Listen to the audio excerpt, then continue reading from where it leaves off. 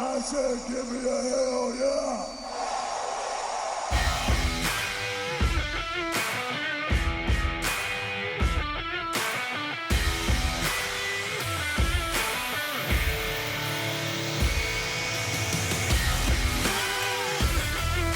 Hi, everybody, and welcome to a last riding fever checking. How you feeling? Roddy Strong haunting episode of the Brothers of Discussion. We're going to talk everything from the Undertaker's goodbye, WWE's pathetic COVID testing process, dig into the SpeakOut movement, the hashtag SpeakOut movement, and lastly, as always, make some time for these Wednesday Night Wars. But Matt, before we do, it's hot, it's spicy, it's professional wrestling. Matt, how are things over in the Casa de Matt? They're doing pretty good. Matt could, he wouldn't mind a job at this point. Overrated. It's been quite a long time. Yeah, we got birthdays to celebrate. We got a big day tomorrow.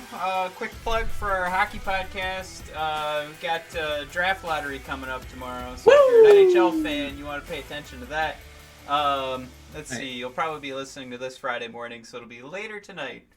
What else? Everybody find the Brothers of Discussion at bodpodcast.com and brothersofdiscussion.com. You can find us on Twitter at bodpodcast. You can find us on Instagram, a joint Instagram account of both the Detroit Red Wings podcast and Pro Wrestling Conversations at brothers_of_discussion. Couple of quick points here we like to point out. On anchor.fm/brothers of discussion, you can support the show. And I'm playing with it right now, everybody. If you support the show, that's how I can start to upgrade everything that's going on here from my end. As we've been doing from time to time. Little upgrades like making sure I've got Drew McIntyre and Dolph Ziggler behind me can happen through my wallet. But if you appreciate our work, we appreciate the give back. So that's all we're asking for. Is just maybe a little something. But also, speaking of upgrade, you can get me another water bottle so I can have my hair as nice and wet as the Undertaker when he's in Gorilla. Yeah, I see, we're supposed to go, I'm going to do, some cool Photoshop stuff. Cool. But, or Mike could have wet hair. So, Looks pretty good. I look pretty cool. Whichever one you guys want on that one. I'll just leave it at that. Let's put up a Twitter poll. We also have, where was I? On bodpodcast.com at the top bar if you're looking for some CBD products. We do have a link where you can buy 2, get 1 free from CBD Medic. And if you click on that link and use that code, you'll be supporting the show because they'll notice that it was a Brothers of Discussion purchase. So if you are looking for CBD products and you want to support the show, that's the best way to get not only a discount, but then you give back to your Brothers of Discussion. All you have to do is click on that link at bodpodcast.com or brothersofdiscussion.com. And of course, that best way to support the Brothers of Discussion, I'm looking at all those family members and friends that are yet to do so. You should set up an Apple Podcasts account and subscribe, rate, and review the show. You can also do the same for us in regards to subscriptions on YouTube to find our Brothers of Discussion channel, where we are posting the full videos every week. And I greatly appreciate the kick-up we saw in views this past week on both our shows. So thank you so much for everybody that's watching on YouTube. And hi to you now. So hopefully you're a regular viewer at this point. All right. This for you. He's got to be careful with that one. All right, Mike. We've got as fun as it is to do Undertaker impressions by putting a robust amount of water in your hair. I wish that the sound was coming up on the mic for the little spray bottle. Just that little... For the fush. Yeah. Yeah.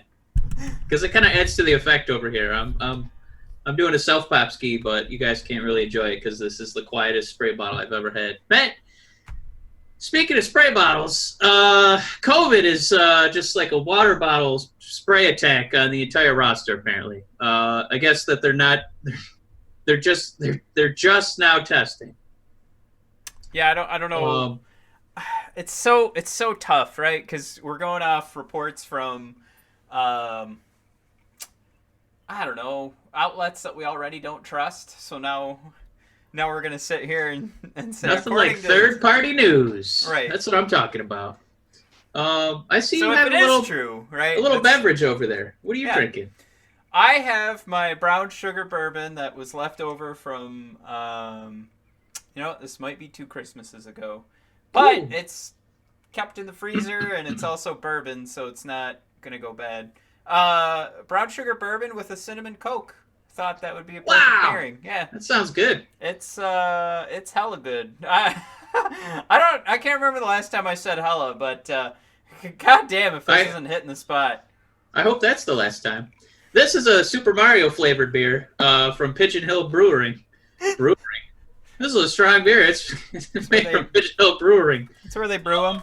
It's from the shifting sands level, so as you twirl the can, you can see them hopping along. Oh, that's nice. But I don't know. Does that sound appealing? It's just a classic IPA. I mean, I love IPAs. I am really distracted right now because I realized I put my laptop in the wrong position where I had my notes closer to the camera, so I couldn't look at you. It's done. It's all fixed now. All right. So do I like IPAs, Mike? You know I love IPAs. That was my Christmas present this year.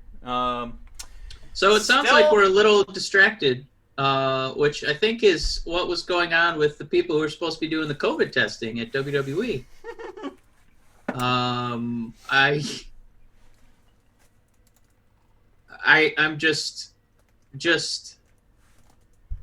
Yeah, I'm literally at a loss for words because this company has not only just, you know what, we're gonna keep going even through COVID. You know, we're gonna keep wrestling. We're gonna keep putting the show on.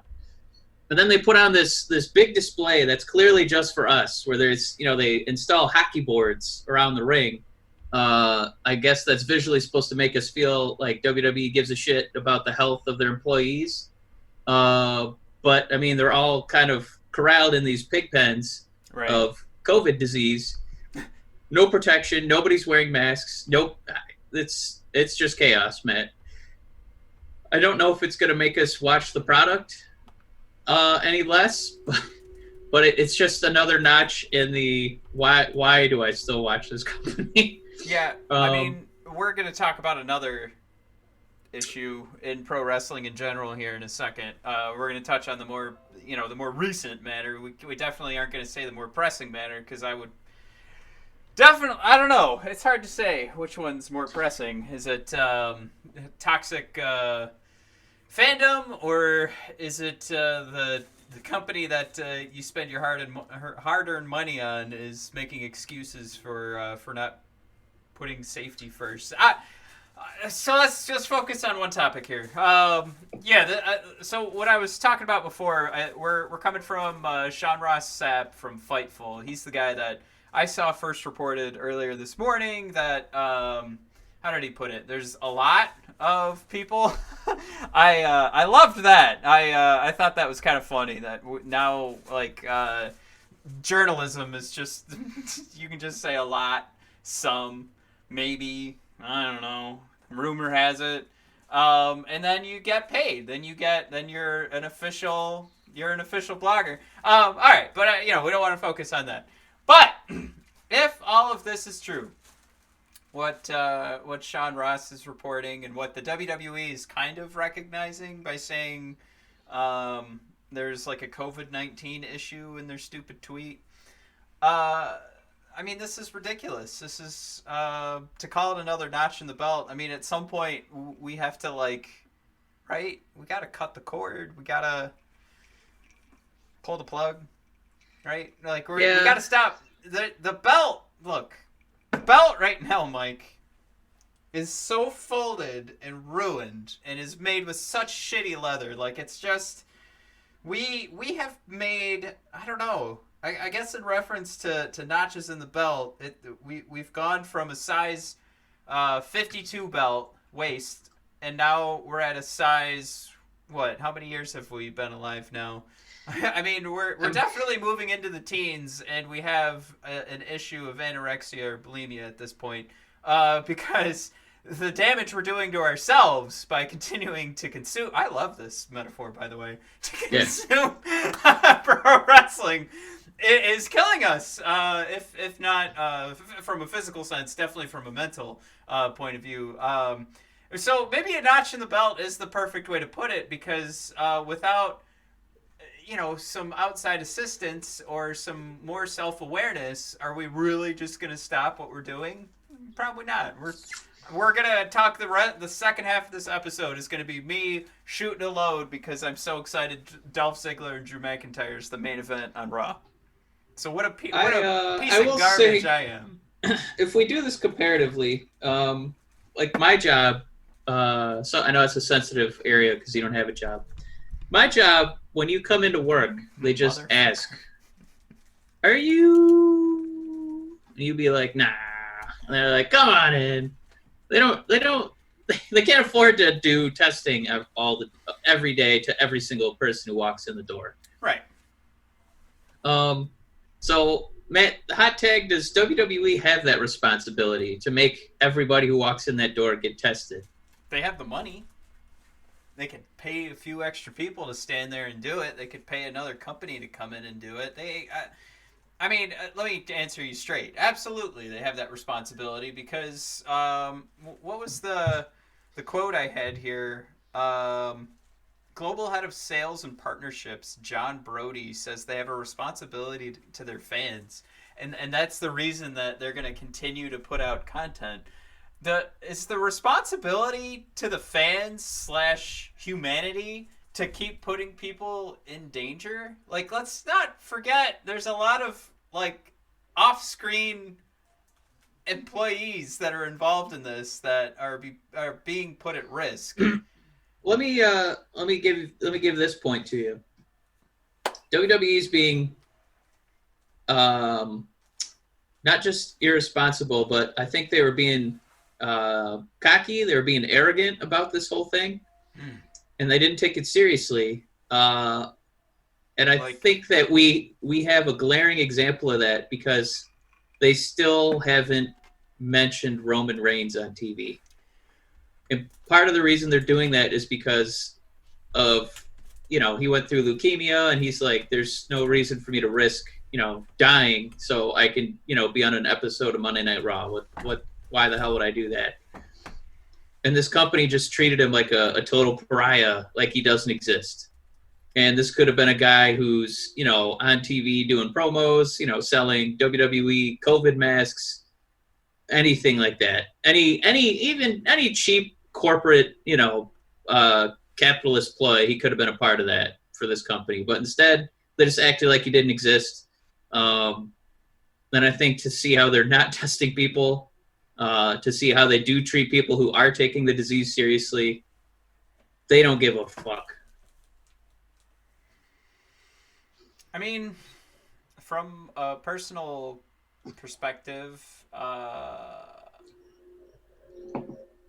I had to cancel my anniversary vacation. I mean, a lot of people canceled vacations this year, but I mean, I didn't sit there and try and figure out, how am I going to go?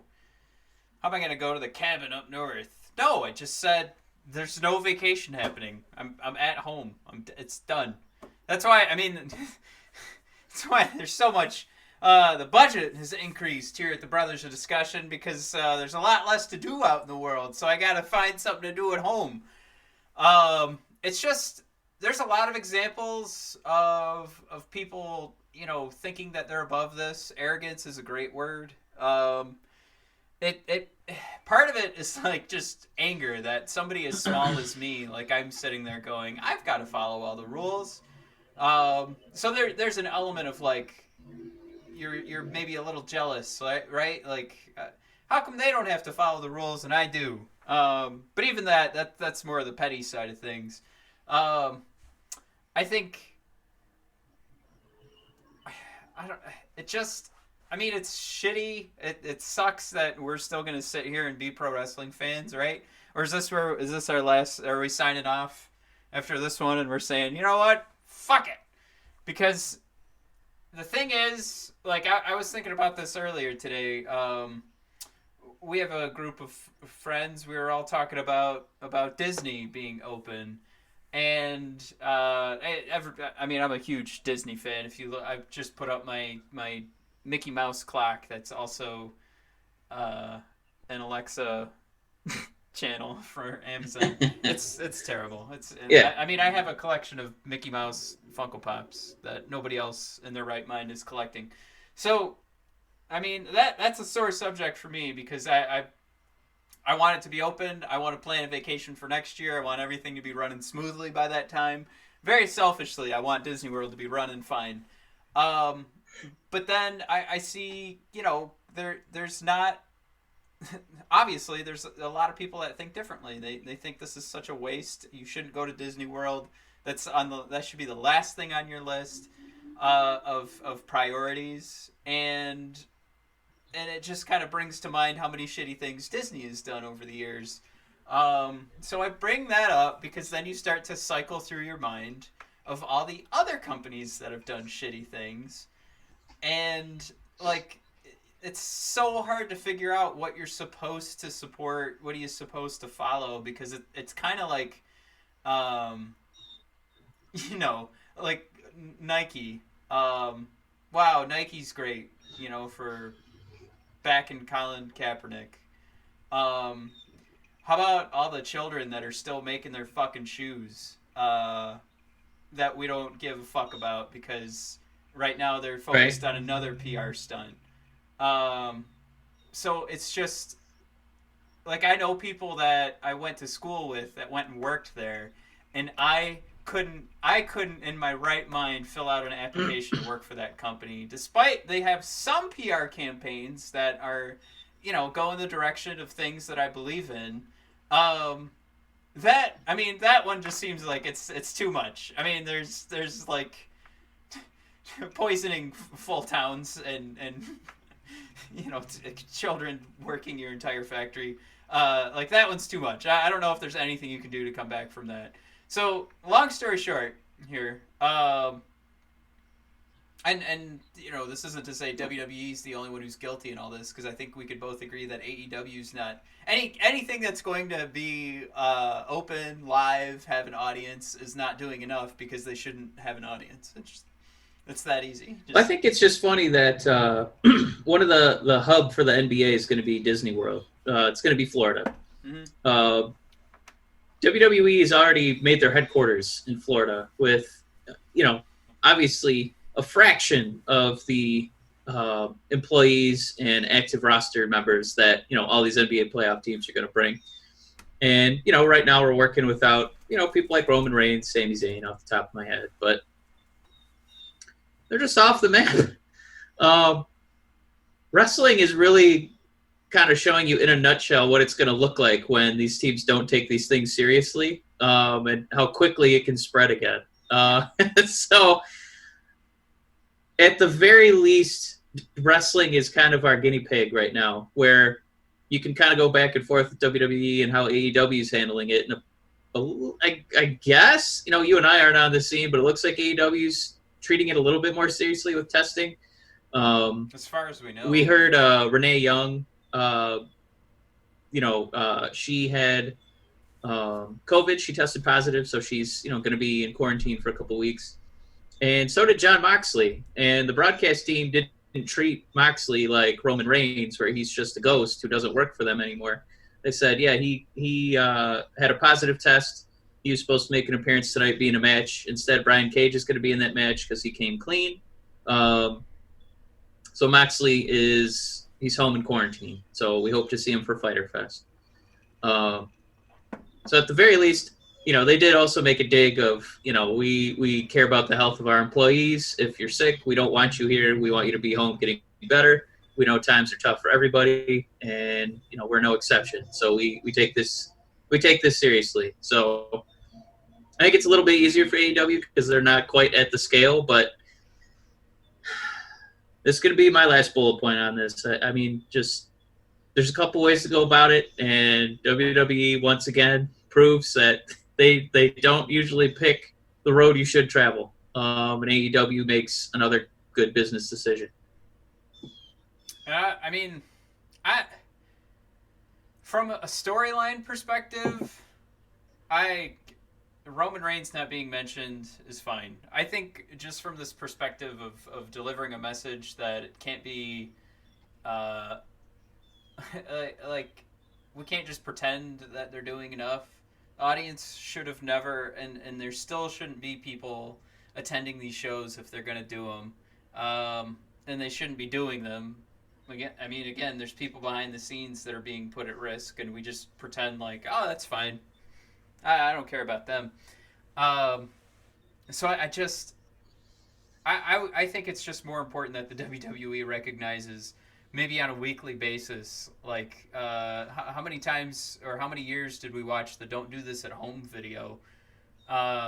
Is it really that far, like, beyond what they're doing to just keep saying, like, look, we're probably making the wrong decision here. Don't be stupid like us. Wear your mask. Do whatever. And of course, on top of that, they should have been already taking the precautions of testing. I didn't see anything that said that they had not done a test, because they would have to figure out that somebody has it, right? To find out. I guess, yeah. Yeah, so there had to be some testing. I think the problem is just that they got too soft with everything. I mean, Street Profits going in the audience, and then people going like, "Oh, why is WWE bad at the Street Profits?" That's the type of thing that you got to lock that down. You got to, like, control it. Like, no, no. What am I saying? No fans in the fucking arena. God damn it. It's so simple. No, man, you're really speaking out, I'd say. That's a good transition. All right, so the other thing we referenced at the start of the show, so we have to talk about, and I'll say this, I think there shouldn't be any live audience for anything until this is locked down. It's hilarious that on the news today, Mike, you know what? My wife knew his name off the top of her head. I still can't remember his goddamn name. The pandemic specialist that's working with Trump. Jesus. Somebody asked... Dr. What's his name? Fauci? Fauci? Yeah, Fauci.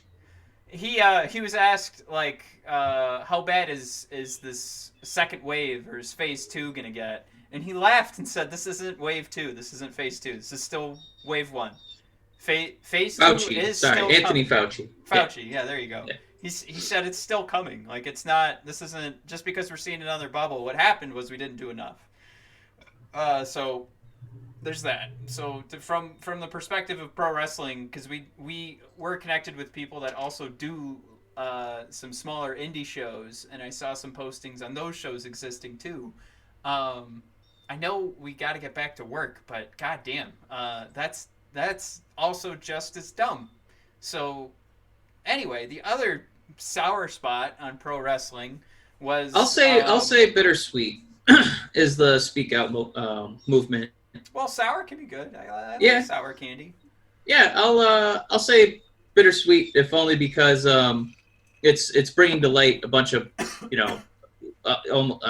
probably 100% male wrestlers who have a history of harassing women's wrestlers.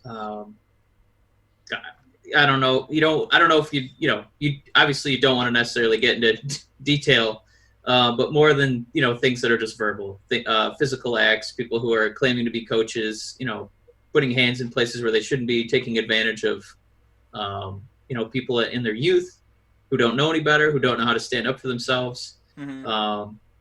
So all that is the bitter portion of it. The sweet is that the times we're in, people finally feeling like, they won't get shot down if they, try to stand up for themselves. That's where the Speak Out movement is coming from. Basically on Twitter, just a laundry list of these, wrestling men getting called out by women who finally feel empowered because, it kind of feels like, they have some support from, each other victims. People like Keith Lee also coming forward. Drew McIntyre, I think it's important to have somebody like him showing support so it doesn't get, lost in the shuffle, lost in the weeds. With the 24/7 news cycle, it's kind of hard to keep track of all these things that we have to fix in our culture. So I'm happy that, a lot of those women were able to, get those names out there. It looks like, obviously, in a publicity stunt, some of the wrestling promotions are being more aggressive with their moves than others. For example, Jack Gallagher was released, but we also have, evidence of somebody like Velveteen Dream, having footage of himself potentially sent to minors. So there's still obviously some investigating being done there, but again, it's one of those things where depending on your, spot on the totem pole, I think the repercussions are going to be a little bit, stiffer or softer. So I just hope that once the dust settles, obviously you don't want to make, a lot of gut check reactions and, just start, releasing all these people without an investigation. But it's at the very least the bare minimum, it's being taken seriously. It's not just somebody rolling their eyes and saying, these are just women who want attention. No, it's not what's going on. I don't know if we necessarily want to go through the whole roster just because it's so many guys, but I will say, Matt, that one of them I was pretty bummed about. To hear about it was Sammy Guevara, if only because it seems like he's got a really bright future ahead of him. And it's not just because he favorited one of my tweets. He in an interview, he's not right now. He's not an old man. He's very young, and even younger than he was before. He made some dumb comment, something I'm sure most of us have heard in a subreddit or a game of Call of Duty, saying that he wanted to rape Sasha Banks, and there's no universe where that's okay to say. But I do think that if people like that do more than apologize and, take action to show that, they do regret their actions, I don't know if these are people that necessarily need to be on a cross, for the next 60 years or, completely out of the business. So well, I'm not taking, I just want to make sure it's said that I'm not taking his side, but I will back up people who, do apologize and then take action. So if he's already apologized to Sasha. It sounds like she's, a forgiving soul. So she's like, you're just an idiot, so don't do that again. And if he can take action, to, do more than, back his words, I could see a world where it's okay for him to re-enter. But, the priority one, get these stories out there. Let's make sure we do the proper investigations and, punish these people accordingly. Well, I think number one, Sammy's coming back because AEW addressed it, said what they needed him to do. So Sammy will be back. So that's kind of the bummer out of this, is that they've already decided that he's too big to not, to be punished, to be let go. So that's kind of where the problems are coming from. Of that, you see a lot of these stories are older wrestlers taking advantage of younger girls, and even if it's not like violent, it's in this realm of like these blacklisting stories that are coming out of just, according to one side of the story, like an angered, broken-hearted individual who's distraught and doesn't know how to conduct themselves post a traumatic situation. And I mean that from both sides of that party. So a lot of this is just coming from this idea that there's been a lot of action without a lot of consequence. And my fear already with Sammy is that there won't be a ton of consequence besides 2 months that he'll recoup once he's back in pro wrestling. So, where do we draw the line? And he admitted fault, so that's good. I mean, I guess we have video or audio evidence. So many of these guys have come out and said this was false or they misunderstood. Guys like the villain, Marty Scurll, just the absolute worst response of, like, it would be bad if it wasn't me kind of thing. And, like, you guys just don't see it from my perspective. Just, disgusting ways of looking at these situations and not recognizing the fault in their actions. Jordan Devlin did another one of those. And I just, like, at this point in my head, I think I've been programmed to kind of shut off. Especially when you get a response like Jordan Devlin did and trying to, like, say that whatever was accused of him just didn't happen, and that was his, in a sense, that was his response. And for me, I feel like the best thing to do with that kind of thing is to just cut it, like, I'm done. Like, I did enjoy Jordan Devlin when he was winning the Cruiserweight Championship. I think I jumped out of my chair. We were excited about that back at Royal Rumble season, but am I disappointed? I think the point I'm trying to come to is I think we need to sort of train ourselves. Well, I think say, it's like, that's it. Yeah, you got to find quite a journey to come back. Yeah, I mean, there's a difference between, you know, some of the physical accusations that some of these guys have to answer for, with, you know, Sammy Guevara being an idiot and making a, you know, dumb joke. So, you know, it's tough to kind of lump all these together. I understand why they did. You know, you can't form a united front if you're going to, you know, nitpick, you know, that much, because it's still at the core, you know, the same kind of misogyny. I think that one of the scary problems here is that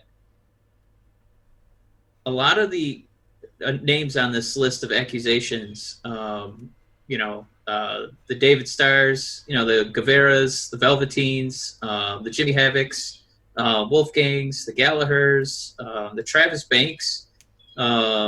These are all young wrestlers, and there's absolutely no way that that's the only generation that's done crap like this. So I don't know if this is, you know, necessarily the end of these situations coming to light, or if they're really rough and we're going to hear about some big time wrestlers, you know, getting accused of acts like this. So I mean, it kind of feels to kind of, you know, with COVID, it kind of feels like we're at that same point where it's not quite at that point where people are really upset because they haven't really, you know, put it for like a, you know, a big time WWE guy yet. I mean, you're to say what you just said is so accurate, because we all know that there was a murderer that was allowed to run around backstage, named Jimmy Superfly. So I mean, like, to know that they would allow, like, the murderer to keep running around, I just gotta, it's like, yeah, there's probably so much worse. Going back to the 90s, the 80s, the 70s. All right. So, long story short, the wrestling community sucks.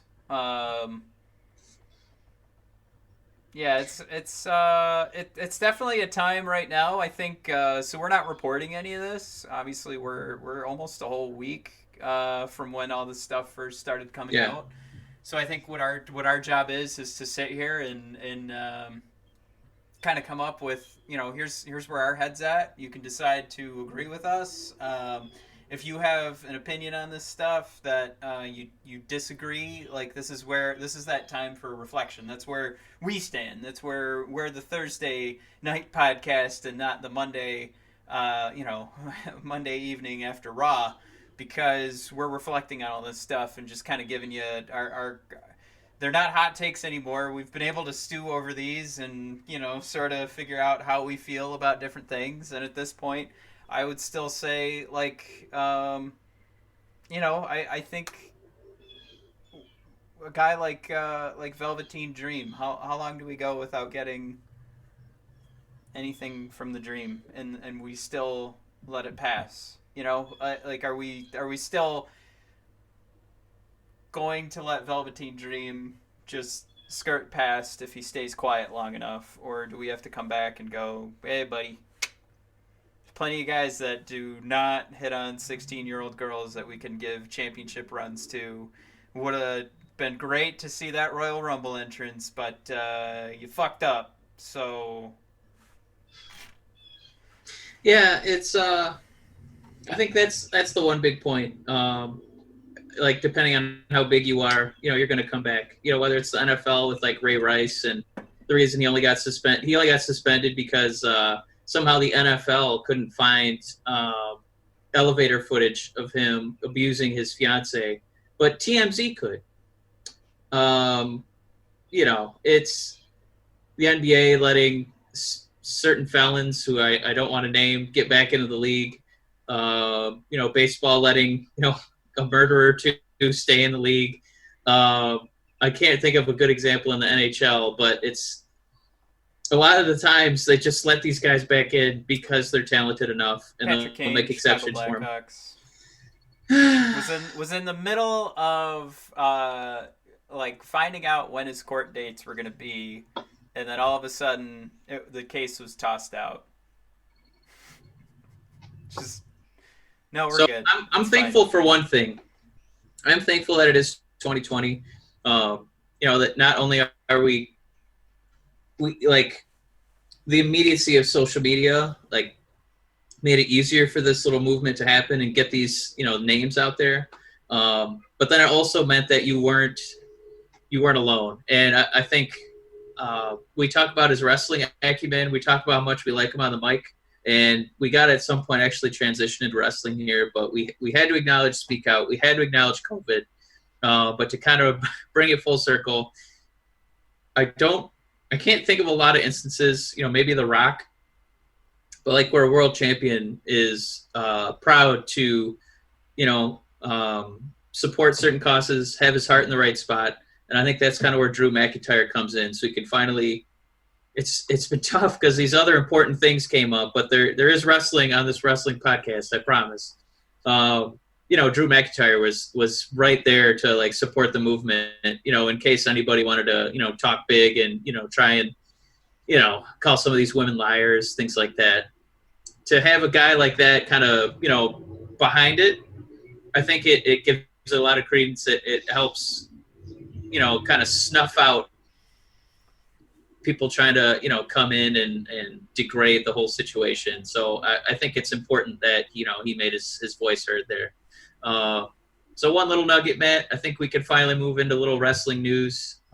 So yeah, Matt, you're going to get Drew McIntyre, Dolph Ziggler in a WWE Championship match. Matt, how do you feel? I'm very excited. Yeah, this is going to be my new COVID mask because I'm just going to wear this t-shirt all the time. Mike, I went back and I read through our old articles when we said one of our writers, Matt, wrote the acquisition of Drew McIntyre through, kayfabe, the acquisition of Drew McIntyre getting called up from NXT. The acquisition of Drew McIntyre is the most underrated acquisition of that draft. And then we went on for months analyzing every match that McIntyre and Ziggler had. Were they going up the ladder? Were they falling down the ladder? A lot of the times they just kept climbing up. And then it eventually, came to a head. Ziggler and McIntyre got into a little tiff. And then, then we were like, all right, McIntyre, or at least one of us was like, all right, McIntyre champion, here we go. And then we waited a whole year. So, I mean, this is so huge. I mean, Mike, when I searched for the Drew McIntyre Ziggler picture on Google, you know who showed up in the Google results? BODpodcast.com. Yeah! That's what I'm talking about.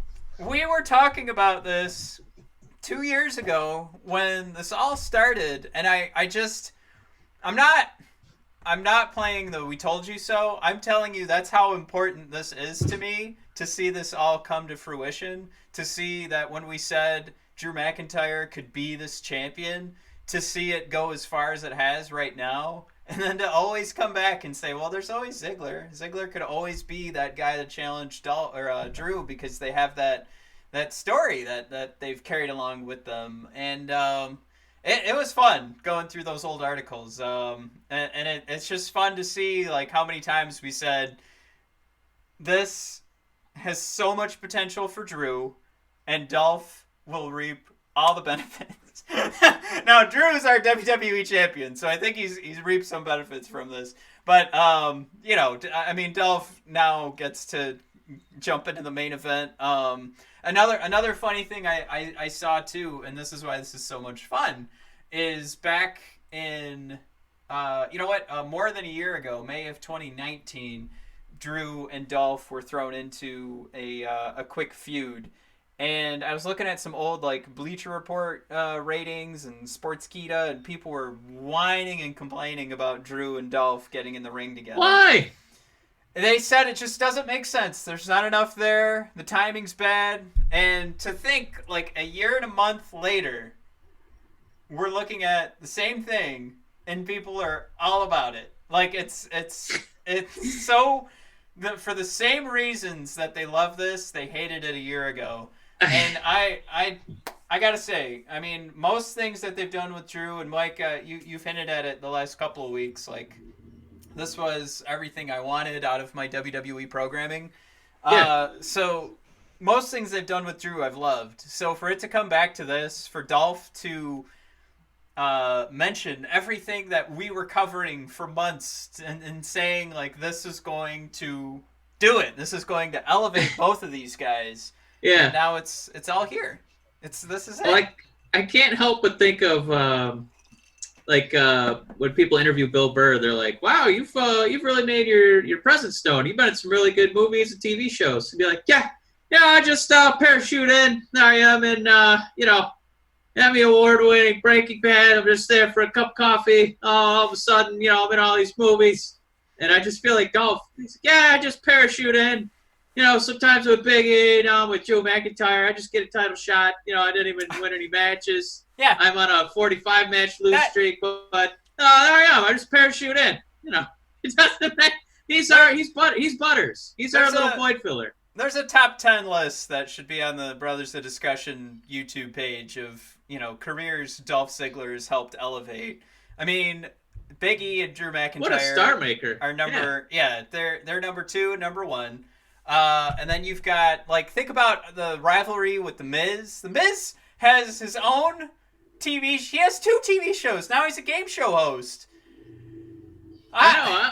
I kind of like that show. I kind of like watching there's like a little sneak trailer you could watch on YouTube. It was kind of fun. How about the rivalry with Luke Harper? And now he's Brody Lee over in AEW. That's Mr. Brody Lee too. Oh, Jesus. You're right. He's a star maker. I think that's something that's been missed, and now this is I mean, he gets paid to do his job, so it's not like we're sitting there going like he needs a championship. No, I think he has a job. He gets paid to do it. I think I'm cool with that. I'm not asking for Dolph Ziggler to become a champion, but this guy that type of career is one that I hope that when he looks back at this, that's the legacy that he's leaving. He's not leaving. Well, he also has one of the best Money in the Bank cash-ins of all time. But the legacy he's leaving is all these careers he's held. I want you to know that when I say he's a Hall of Famer, I don't mean he's a WWE Hall of Famer like Donald Trump. I just want his entire career to be recognized for how influential it is on generations of wrestlers. So I'm glad that you're excited about it. I'm excited about it too. I do want to move on to something I just added to the notes. It's been WWE's kind of subtle extra exposure for black wrestling. It happened right around, the Black Lives Matter movement. All of a sudden, the Street Profits were on TV. Bianca was on TV. The New Day was getting more spots. More importantly, Apollo Crews and Bobby Lashley were either winning titles or fighting for titles. And all of a sudden, MVP is an important part of the roster.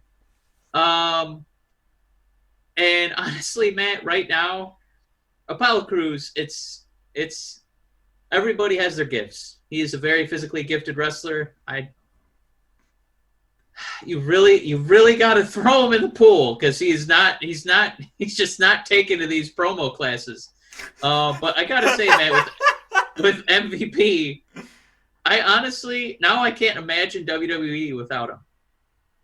Like that's how good he's been. Yeah. Selling Apollo Crews, making Bobby Lashley interesting.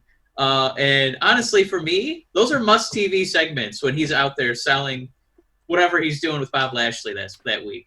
No, what you just described with MVP is absolute genius, and I mean it. And I know you are a wordsmith. You really know how to weave a tale. To see MVP right now it feels like he never left. Like it feels like I don't want to say it feels like home because I'm stealing that from something I read earlier today that was in a birthday card.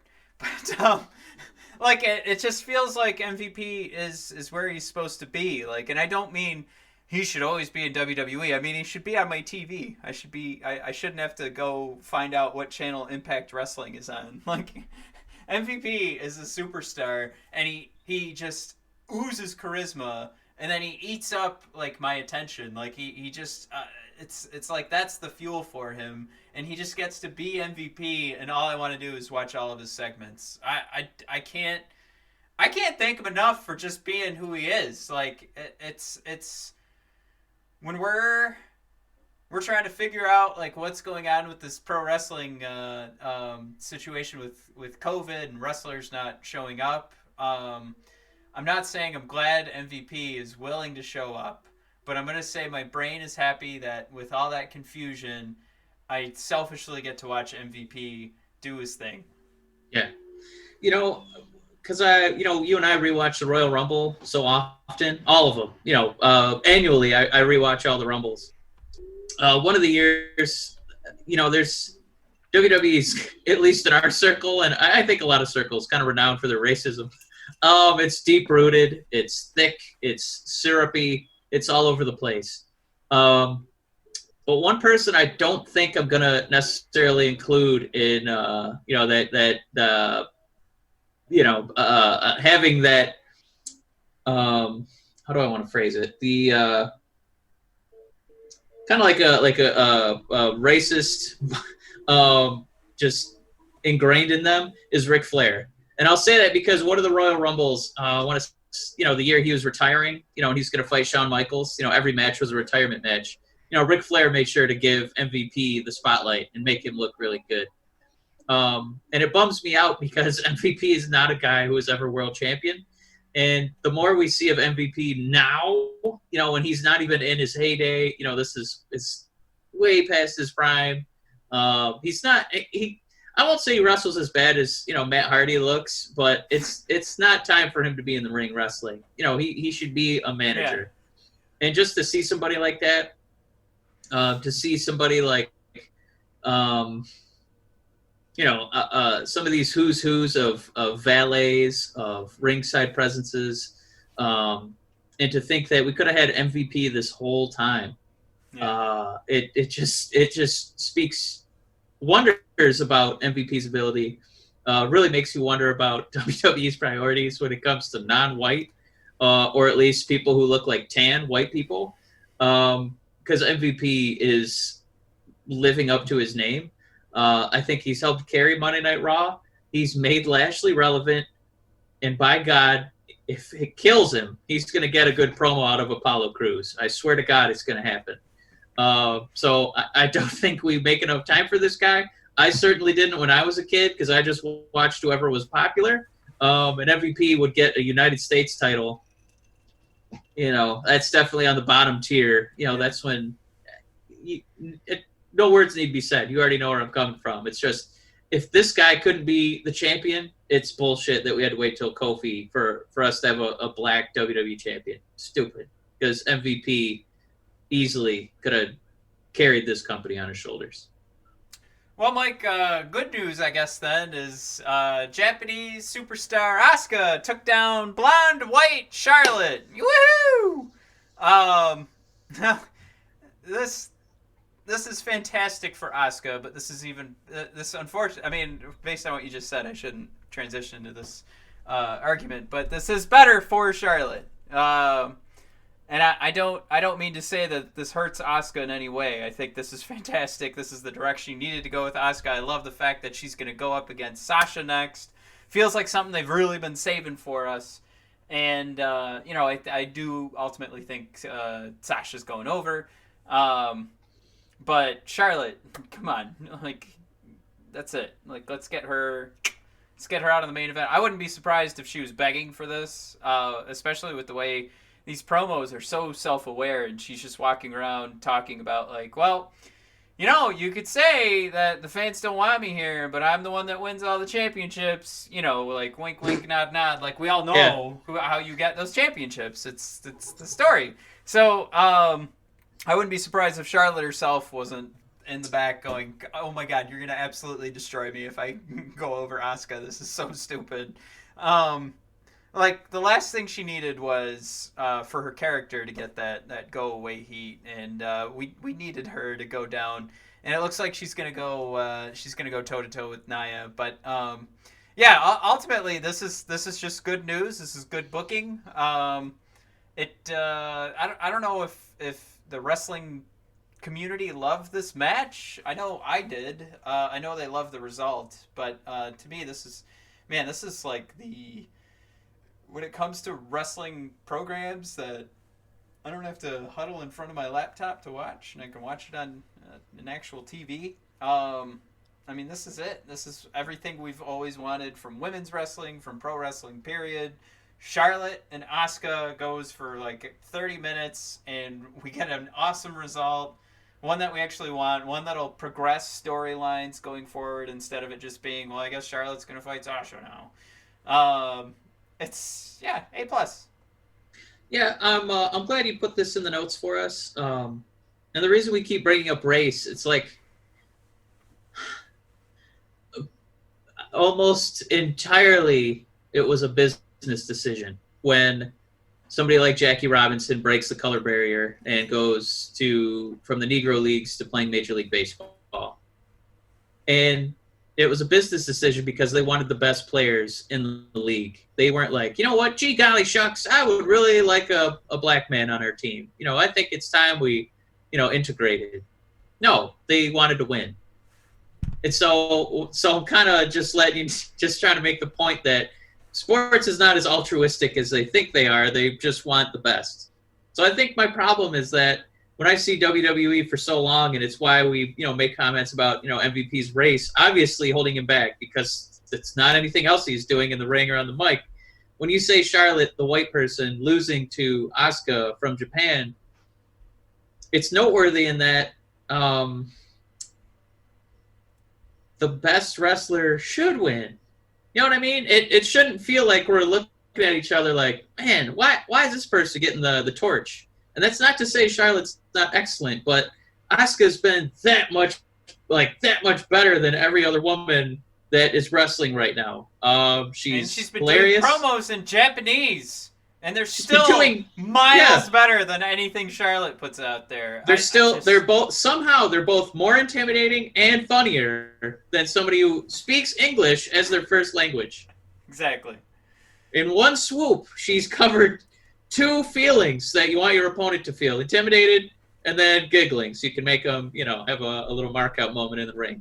Oh, I'm sorry. And Asuka's she's been kicking ass. Her moves are always clean. She never injures anybody. She's gorgeous. There's not much else you can ask from her.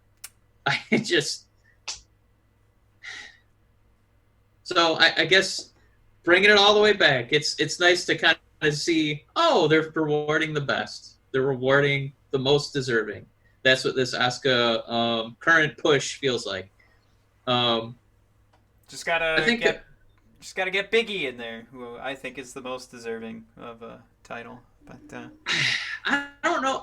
It almost makes me think that he has a choice in the matter where they're like, do you want to go solo? And he's like, I don't know, because I don't want to do those, cookie cutter, I'm fighting against Kofi and I'm fighting against Xavier where I got to break up the tag team. I almost wonder if he gets a vote in that because they are such they're a tag team title holding team, by the way. But I'd say before we go into the Wednesday Night Wars, Matt, we'd be remiss if we didn't talk about, maybe the third biggest story this week for WWE is The Undertaker. Oh, right. The Undertaker kind of retiring in a documentary. So I need like a fidget spinner or something because I'm always like playing with something, and today I'm playing with this little Daniel Bryan, and I broke him, happens. so I had to keep. No, I play with my cans. Yeah, I can't. I'm glad I don't have any pens sitting out here because I'd be clicky topping the whole time. Before we get into the scary part of A World Without Undertaker, this was my favorite part of the documentary. Just pretend you guys could hear the. I know that was me spraying water again. Yeah, you should have just gone into your mic. And but yeah, he said. If anybody's listening at home, we apologize for the cats running around your living room. Undertaker said, "No, are you going to retire? Is this it? Are you done?" And he said, "Never say never, but I have no interest to step back into the ring right now." That's exactly how I read it. This is the most nothing statement that the WWE followed up with posts that just said hashtag thank you Taker, hashtag last ride. None of that says he's officially retired. None of it. So Mike, he was supposed to be officially retired when he took his little jacket and hat off at WrestleMania. Yeah, he retired like 3 times, I think. Yeah, he's like fucking Dwayne Wade, who had like 2 straight seasons of retirement tours. Like, you did this last year, dog. Get the fuck out of here. I will say, Ric Flair retired a couple times. Yeah. God, I don't know. Shawn Michaels unretired, so technically he's not retired for the worst right now. possible reason. Yeah. Man, I don't think it's to guess that he's done. I don't think that it's a guess, like a worthy endeavor because it's wrestling. Nobody ever really retires. You know what I mean? Like, you're gonna see The Rock kind of. Nobody ever really dies. Nobody dies. You see The Rock come out at WrestleMania and give a rock bottom to Eric Rowan. You'll see Stone Cold come out and stun somebody, and Plus, The Undertaker just signed a 15-year deal, according to Bleacher Report. So, whatever the fuck that means. Ric Flair was basically 70 and still wrestling. Because I'm retiring. All right. Give me that money. Undertaker's still got, like, almost 20 years to catch Ric Flair, who's, like, wrestling into his 70s. So, Ric Flair was taking, back body bumps, and Undertaker's, the big man. So he's not going to take bumps. He'll be fine. Just keep him out of the ring from, Goldberg. Hey, you know what? The more important thing to talk about here is you and I have been begging for him to retire for years, especially since this podcast started, but well before that. We weren't getting good wrestling out of him, and that's what this last ride highlighted. I don't need to see any more Undertaker. So there's 2 sides of this.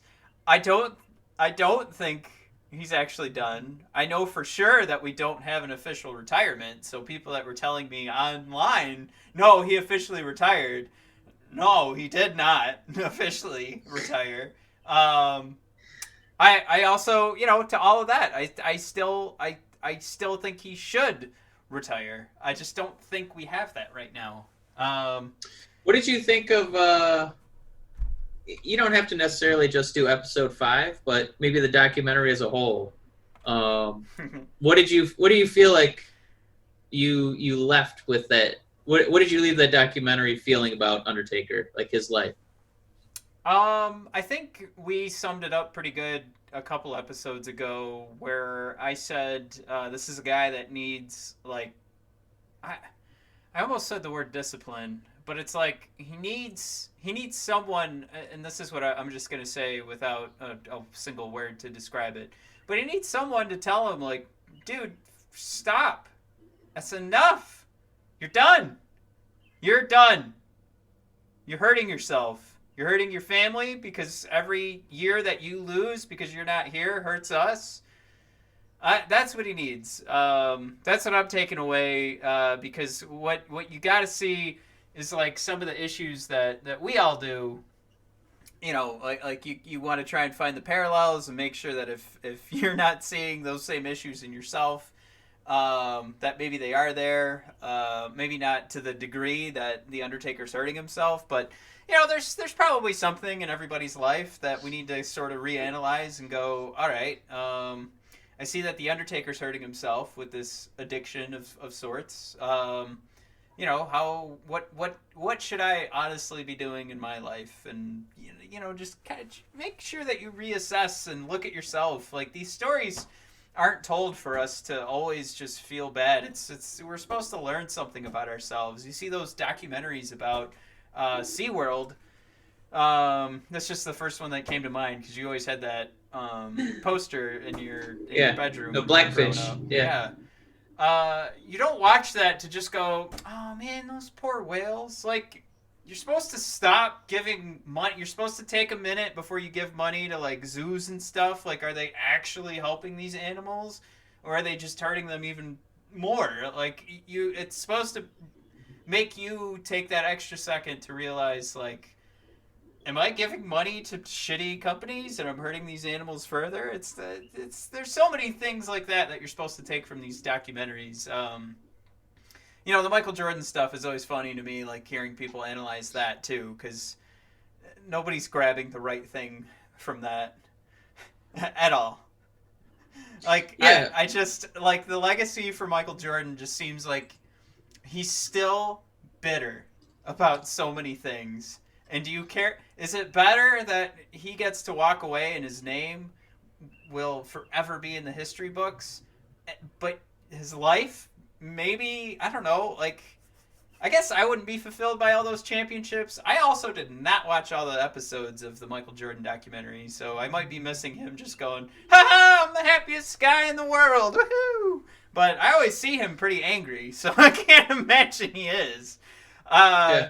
So it's just, you know, another opportunity. Like, those documentaries are all kind of the same. You're supposed to reanalyze your own life and make sure that you piece apart, like, any issues you might have and make sure that you're self-aware of them. Yeah, I think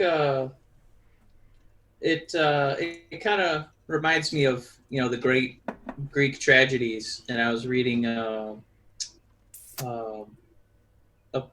book basically where they were talking about when you see those characters in those Greek tragedies, you know, people will say they had some great flaw, and that's kind of the, you know, the story, like, that's kind of the lesson you're supposed to get from the story.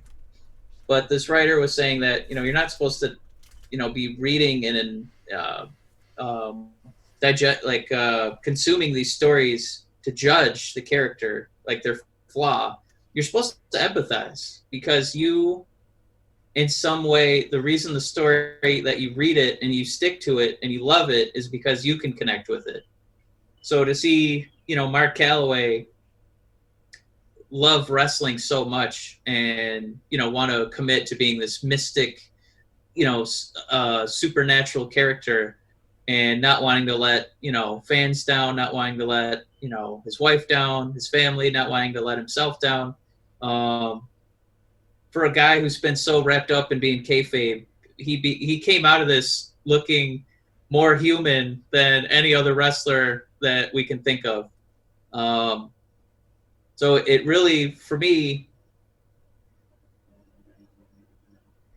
you know, not just showing me, you know, Mark the Man, but what it's like to be Mark the Man. You know what I mean? And every day to wake up and be Undertaker and then have to come home and see, like, a bad performance and be like, I can't leave him like that. I got to try this one more time. So I empathize with them. I really, like, it deepened my love for the Undertaker and professional wrestling. So I just think this entire documentary was a huge success because it was just about how tough it is to do that last ride and say goodbye to things you love.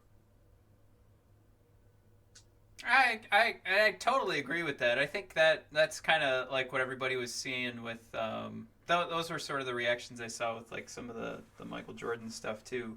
But I just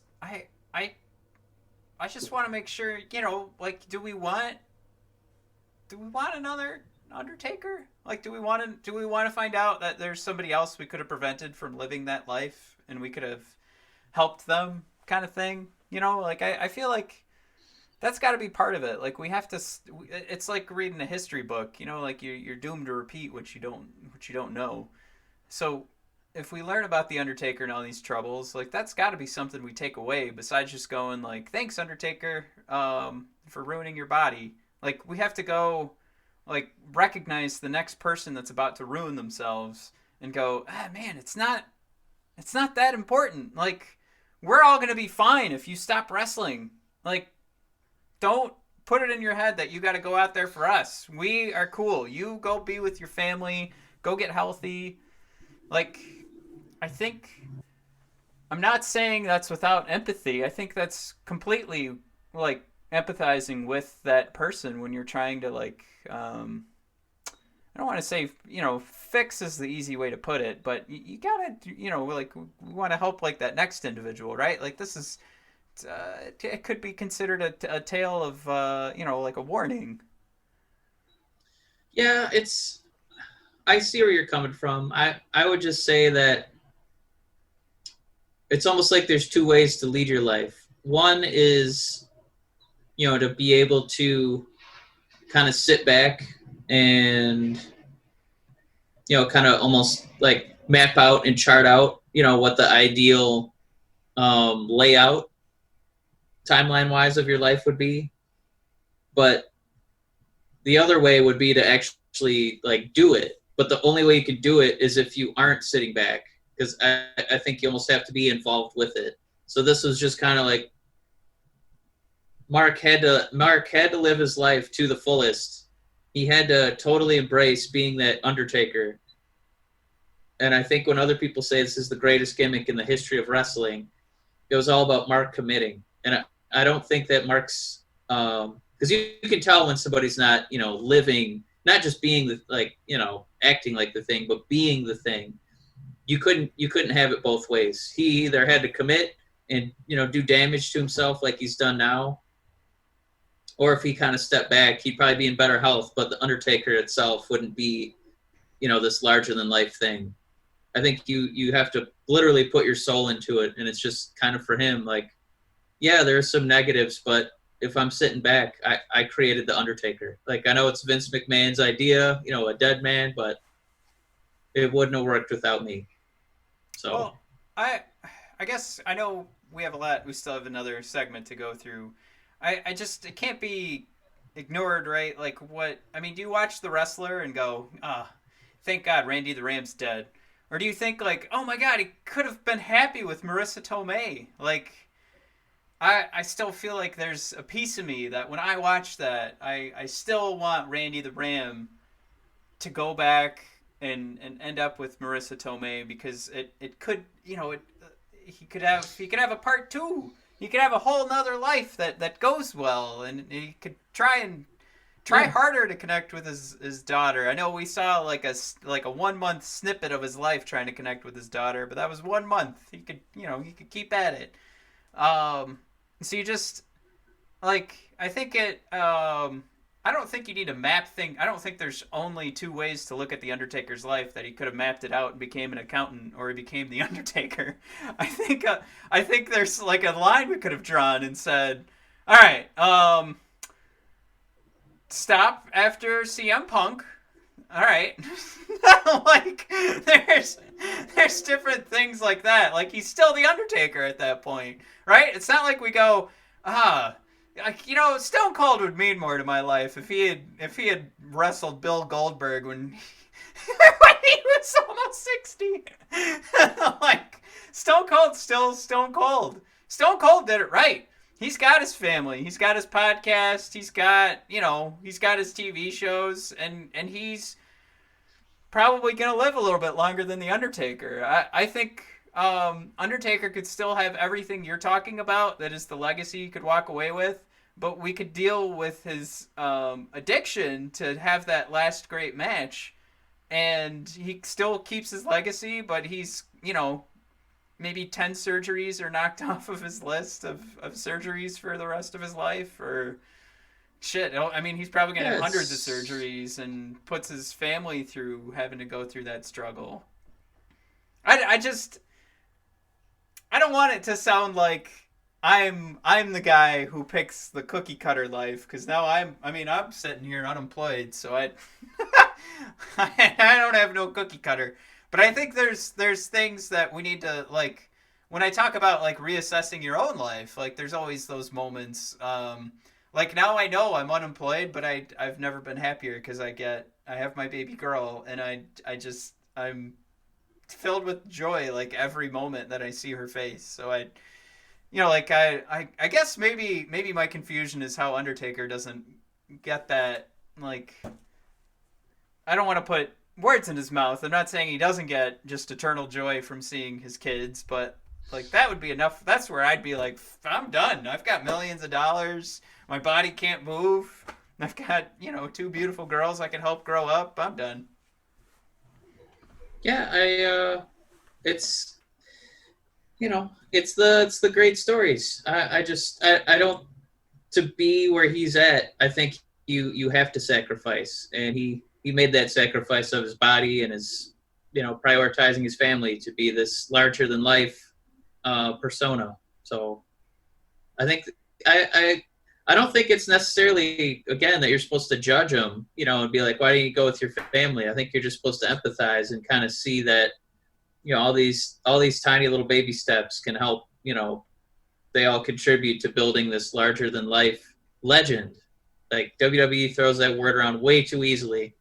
This is a guy who's going to be legendary. He transcends outside of wrestling. It's a great story. I for his own health, I hope he's done, but I appreciate his sacrifice. And no, don't judge him. You can't praise him either. You can only empathize. All right, I guess we're done.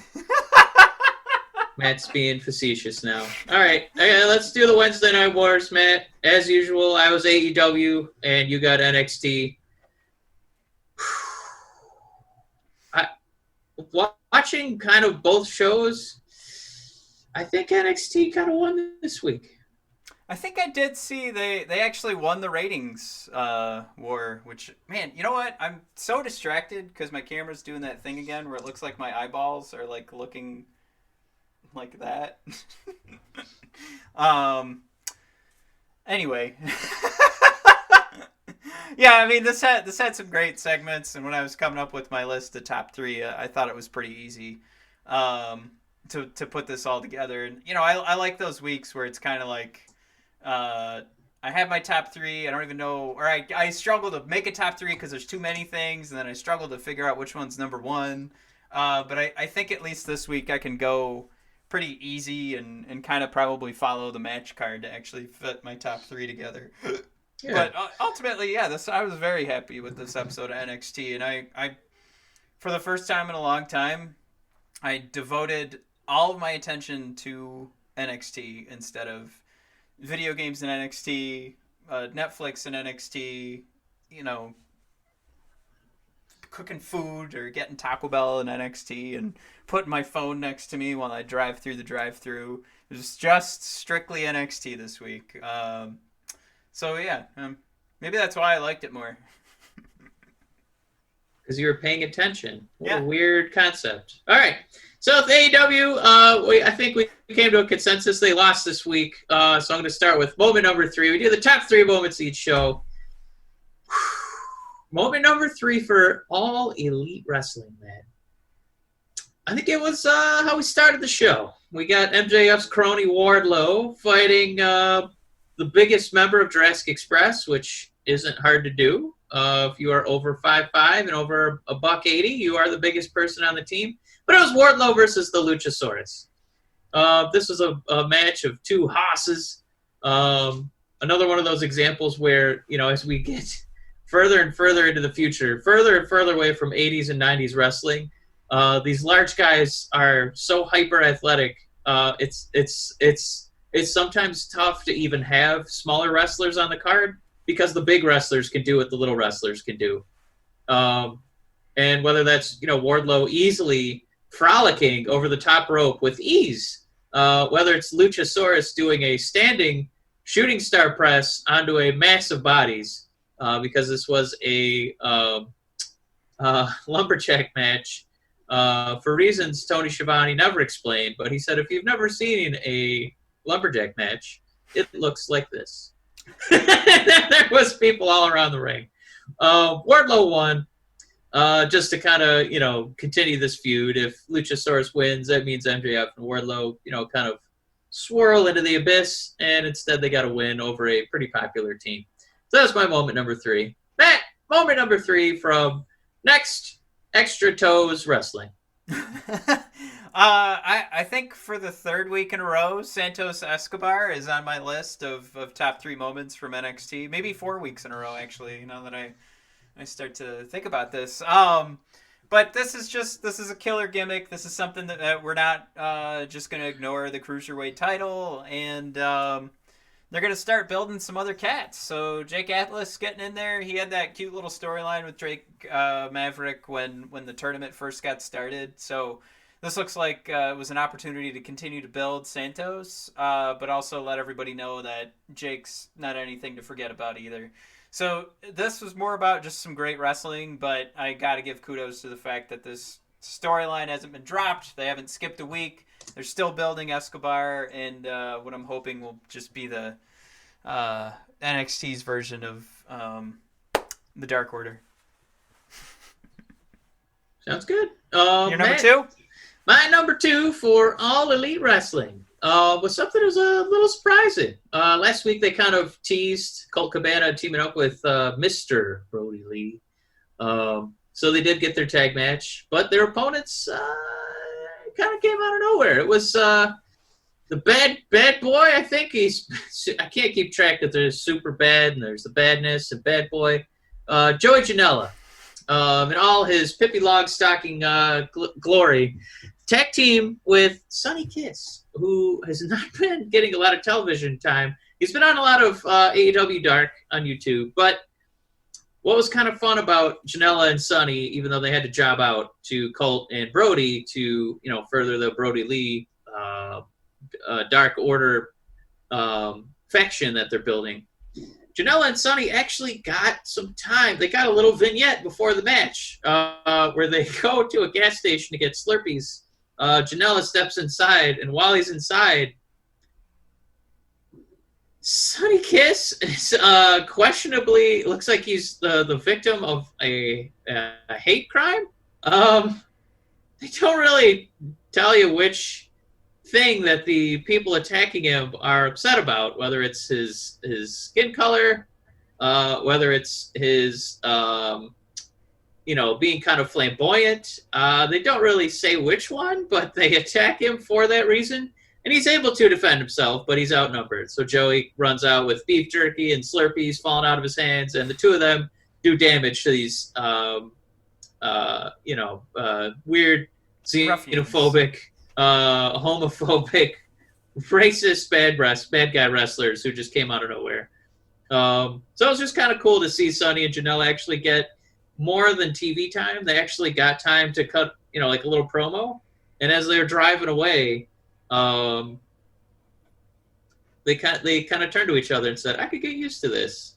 And they didn't have to make any weird WWE level, lowbrow humor about them dating. It just seemed like they were friends with a common interest. So it was just kind of fun to see. Matt, that brings us to moment number 2. NXT. Yeah, for me, I as much as I love Santos Escobar, nothing compares to my love of Dexter Lumis right now.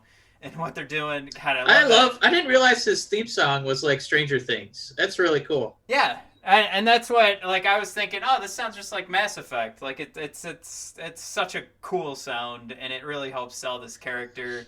And helping sell it is Mauro Ranallo. If you listen to him during the entrances of Dexter Lumis, he really is doing, like, 100%, like, how do I want to say this?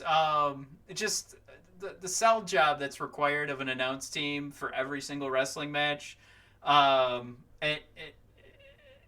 it's very important. We know that, but what Mauro does for Dexter Lumis just during his entrance is huge. But it's a fun storyline. It's something that's a little outside of the box. Roderick Strong is really afraid to get in the ring with Dexter Lumis, and I'm hoping that this is something that just carries forward with whoever Dexter's going to feud with next. But next week they're doing a strap match, so Roddy's not getting away, and I'm sure that'll be in my top 3 for next week. But I'm just really enjoying, like, the matches that this guy puts on. He's got this. We were talking about the Undertaker at length. I mean, that the way that he carries himself in that ring is just, he moves slow, and everything's very thought out. And then when you're not ready, he wraps you up and puts you in his chokeholds, and it's a thing to watch. Like, this is a real talent being put together right before our eyes. So I'm excited to see what comes next for Dexter. So, Mike, you're number 1. Before we do the number ones, we like doing an honorable mention, and I'm not putting it number 1. I don't even really put it in the list because it was just kind of but it was Orange Cassidy and Jericho doing a quick promo, just kind of closed the show Wednesday night. I'd say the one highlight, because they kept the mic out of Cassidy's hands. He's supposed to keep up being the King of Sloth style, so he doesn't talk. Just Jericho saying that if you do those stupid kicks on my shins, I'm going to punch your teeth down your throat. So it's just kind of fun that they're both being self-aware, getting away from the silliness, and offering violence. Because that's how the segment ended. They were throwing each other through the barricades, things like that. It was just kind of, I wanted to hear from Cassie. I didn't get it. Number 1 was an actual wrestling moment in AEW, because it was SCU stepping up, doing battle with FTR.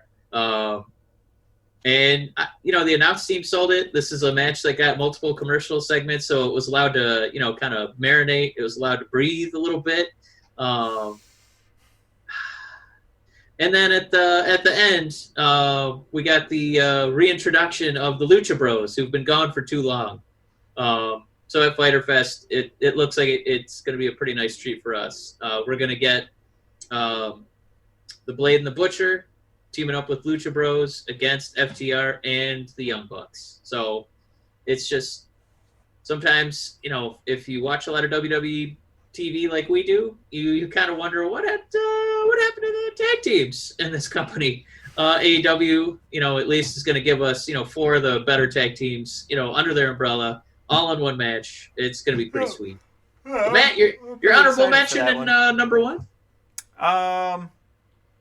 I didn't know I needed an honorable mention. So my number 1 is Keith Lee beating up Finn Balor and Johnny Gargano. This isn't a surprise. This is something that I probably could have made. I probably could have said this will be my number 1 a week ago. It was. I think it was what it was billed to be. I mean, you get a triple threat with these 3 talented pro wrestlers. I'm not one who's a huge fan of any of their promo skills. So I think what matters right now, though, is that Keith Lee's going to get this shot to be a champion or a double champ. I desperately need Keith Lee to win against Adam Cole, because I don't want to hear Adam ever utter the phrase "champ, champ, baby" again. That was the most cringy. I need to copy Becky and Bayley. I don't have an idea for myself nickname. So, for the love of God, Keith Lee, win in 2 weeks so I don't have to hear champ, champ, baby ever again. But I will say, for this Keith Lee match, I did go in kind of thinking I think I'd be okay with anybody winning this match. Because we're not going to be, like, pissed, like, oh, my God, I have to watch Johnny Gargano and Adam Cole fight again.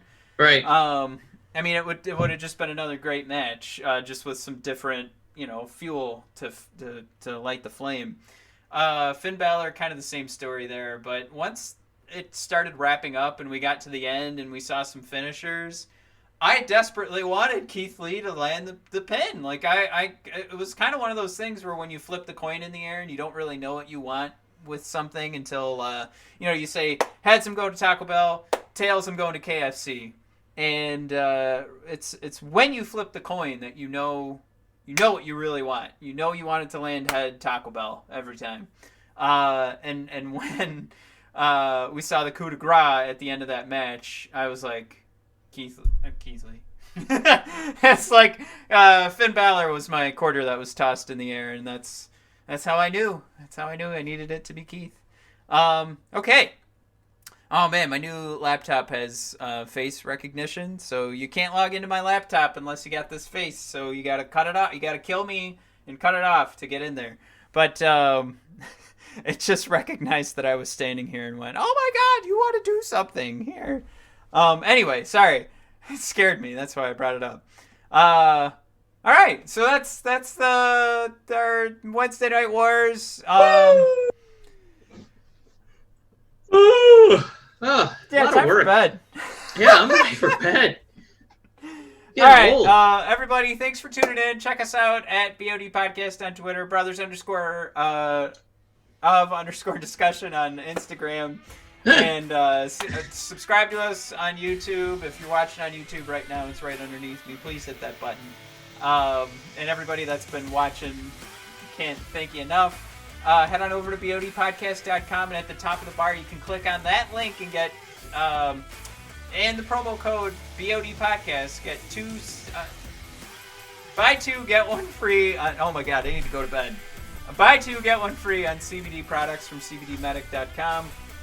And what's the other thing? Oh, Anchor.fm. We do have a community of support that you can pretty much donate to the Brothers of Discussion, and we're doing our best to make this content a little bit better for you. So I do have my new laptop, but wasn't ready to roll tonight. But it'll be ready to roll soon enough, and we'll be able to go live, we'll be able to talk to you, we'll be able to get all this stuff done. All right, everybody, thank you for tuning in, and have a good one. Oh yeah!